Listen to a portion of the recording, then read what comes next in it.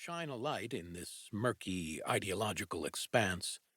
Her essay on Robert Bresson in Against Interpretation, 1966, and The Aesthetics of Silence in Styles of Radical Will, 1967, jolted me into thought. Pauline Kael had inspired my first love of popular cinema. Sontag took my appreciation to the next level. Film could and did operate on a spiritual plane. Yasujiro Ozu was using techniques similar to Bresson in Japanese family dramas, and to not dissimilar effect. These techniques were neither parochial, nor Christian, nor Western. They were spiritual, related to the spirit as opposed to matter. So I cautiously, and with the generous help of scholars far more knowledgeable than myself, began to explore how such a style worked. I was curious. That curiosity grew. I realized I was far too young to write such a book, but I also realized that nobody else was writing it.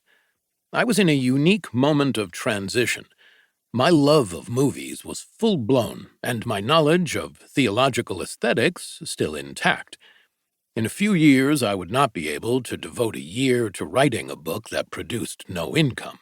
If I didn't write it now, I never would, and neither would anyone else.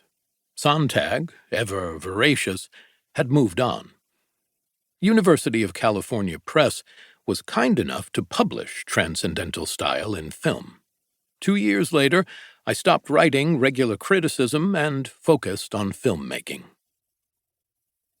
Enter Deleuze. Transcendental style can be seen, 45 years later, as part of a larger movement, the movement away from narrative. A way station, if you will, in the post-World War II progression from neorealism to surveillance video. In 1971, struggling with the concept of transcendental style, I sought to understand how the distancing devices used by these directors could create an alternate film reality, a transcendent one. I wrote that they created disparity, which I defined as an actual or potential disunity between man and his environment, a growing crack in the dull surface of everyday reality. By delaying edits, not moving the camera, forswearing music cues, not employing coverage, and heightening the mundane, transcendental style creates a sense of unease the viewer must resolve.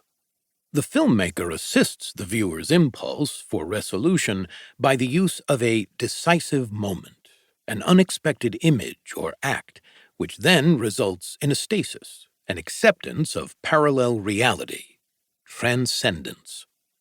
At that time, I had little idea how the phenomenology of such a process would work.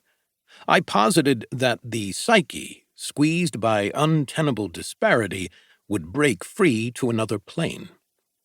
10 years later, French philosopher Gilles Deleuze wrote 2 groundbreaking works on cinema, Cinema 1 and Cinema 2, and by 1989 both were published in English translations.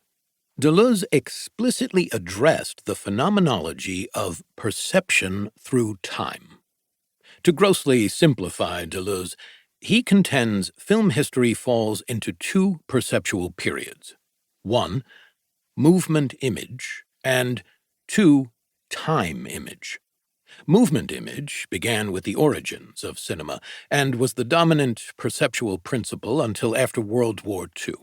It's the action of a projected image. Such movement, perceived on screen, continues in our minds. We're hardwired for it.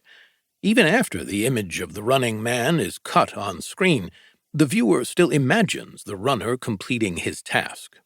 Deleuze references Aristotle and the notion of the first mover to explain how our mind continues a movement even after the image has gone.